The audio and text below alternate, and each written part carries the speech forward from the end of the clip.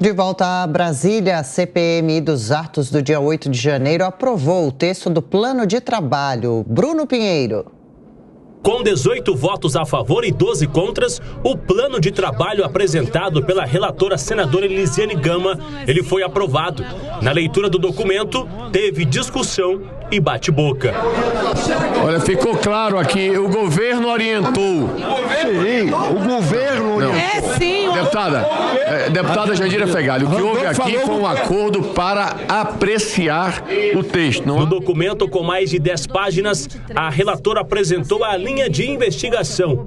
Entre elas, a atuação de Anderson Torres enquanto ministro da Justiça e Segurança Pública e sua relação com a ação da Polícia Rodoviária Federal e com o seu então diretor, o Silvinei Vasquez, no segundo turno das eleições. Em segundo, a atuação de Anderson Torres enquanto secretário de Segurança Pública do Distrito Federal.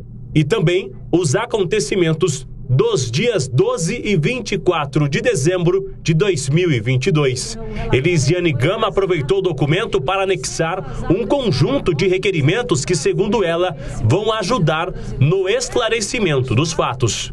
Todos os requerimentos dessa primeira etapa que nós apresentamos, eles nos darão evidências para isso. Nós pedimos, inclusive, o requerimento e a convocação do ex-PRF. Nós pedimos também do ex-PF, aliás, a nossa proposta é que o Anderson Torres seja o primeiro a ser ouvido aqui na comissão, porque ele já foi ministro da Justiça e era o secretário de Segurança, ou seja, ele tem um nível de responsabilidade pública muito grande e a omissão é um dos pontos realmente que nós estaremos ouvindo. Já para os membros da mesa da CPMI, a investigação não deverá se debruçar apenas sobre o dia 8 de janeiro. É necessário entender os fatos anteriores e que motivaram as invasões na capital do país. Para o presidente da comissão, o deputado Arthur Maia, será necessário se reunir mais de 2 vezes por semana. Como presidente, eu já quero antecipar que serão mantidos esses dias de terça e quinta-feira como reuniões ordinárias da CPMI. No futuro, se vermos que há uma dificuldade de tempo, poderemos incluir mais um dia na semana para que todos os que sejam convocados e convidados possam de fato serem ouvidos. A próxima reunião da CPMI, que deverá analisar mais de 200 requerimentos, será realizada na terça-feira da semana que vem. E cerca de 800 pedidos de requerimentos já foram apresentados pelos parlamentares, incluindo os convites para o comparecimento ao colegiado do ex-presidente Jair Bolsonaro e de seu ex-ajudante de ordens, o tenente Mauro Cid, e do ex-ministro da Justiça, Anderson Torres, e também do ex-ministro do Gabinete de Segurança Institucional, o general Gonçalves Dias. Amanda Klein, bem-vinda ao Jornal da Manhã. Boa quarta-feira. A sessão de ontem da CPMI do 8 de janeiro, essa discussão sobre o número possível de encontros. Pois é, Adriana, bom dia para você, Beraldo, Thiago, a nossa audiência da Jovem Pan. Olha, primeiro acho que é importante ressaltar aqui que o governo teve um teste importante para votar o plano de trabalho exposto pela relatora Elisiane Gama, que naturalmente é uma aliada do governo federal de Luiz Inácio Lula da Silva. Foram 18 votos a favor do plano de trabalho e 12 contra. Quem votou contra foi a oposição. Isso dá mais ou menos um termômetro da maioria que o governo pode ter, pelo menos 18 parlamentares a favor na CPMI. Fora que havia algumas pessoas ausentes, como, por exemplo, os senadores Omar Aziz e Otto Alencar, que são aliados do governo. Então, você entende por aí que o governo pode ter uma maioria. Lógico que tem deputados independentes que podem acabar servindo como um pêndulo, né? Hora ir para um lado, hora para o outro. É importante enfatizar também o plano de trabalho que expôs a relatora Elisiane Gama. Ela propõe mais ou menos uma cronologia, como se fosse uma linha do tempo de fatos.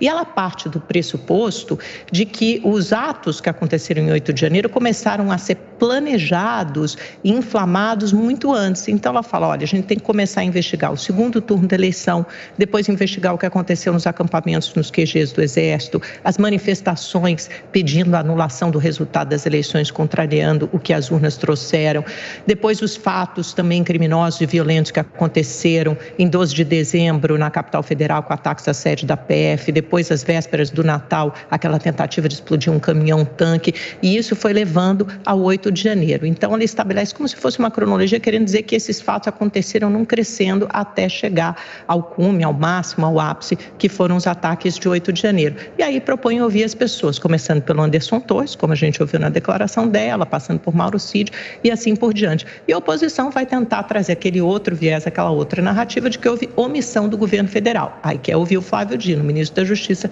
que já diz que comparecerá. A gente sabe que uma versão é a realidade, é o que aconteceu. O 8 de janeiro foram ataques violentos, criminosos, gestados muito antes, até arrisco a dizer muito antes do segundo turno das eleições. Foram inflamados e incentivados durante os 4 anos de governo Bolsonaro. E a oposição tentando colar essa narrativa frágil, que carece de vazamento de fatos e realidade, de que houve apenas omissão do governo federal, isso teria sido suficiente para permitir a invasão da sede dos 3 poderes. Sim, Beraldo, ontem a gente acompanhou o começo dessa sessão, foi um começo tumultuado, será que é o tom do trabalho a partir de agora da CPI? Pois é, a gente pode colocar uma lona ali que vai virar um circo, porque a relatora, a senadora Elisiane Gama, ela desenvolve uma linha de raciocínio de que o 8 de janeiro, que é o fato concreto que está sendo investigado, ou deveria ser investigado pela CPMI, que ele foi gestado muito antes, mas aí ela quer ir até o segundo turno das eleições, colocar aquela história que o Anderson Torres teria ido à Bahia organizar com a Polícia Rodoviária Federal para impedir que eleitores do Lula fossem votar, como se isso tivesse sido o grande definidor da eleição do segundo turno do ano passado. Mas nessa linha de raciocínio, então vamos voltar lá para o julgamento que descondenou Lula, porque foi o Lula condenado, com todas as provas, com tudo aquilo que se viu e que se teve conhecimento durante a Operação Lava Jato, o Lula foi condenado, foi preso. Depois o tribunal, o STF, achou que ele poderia ser descondenado porque aquilo foi uma grande confusão eleitoral e aí descondena o Lula para o Lula ser candidato, para ele então disputar a eleição presidencial. Quer dizer, não tem lógica. Se você tem um fato concreto, que foi a invasão, que foi sim facilitado por omissão ou por vontade do governo, porque não se entra na sede dos 3 poderes com a facilidade que nós vimos, sobretudo no Palácio do Planalto, não se entra, ninguém nunca entrou com essa facilidade. Tivemos já episódios no Congresso, porque esse argumento, o Congresso é a casa do povo, então não se pode impedir a entrada das pessoas. E tem pessoas que entraram, como os indígenas, entraram lá para depredar, para dar flechada em funcionário público.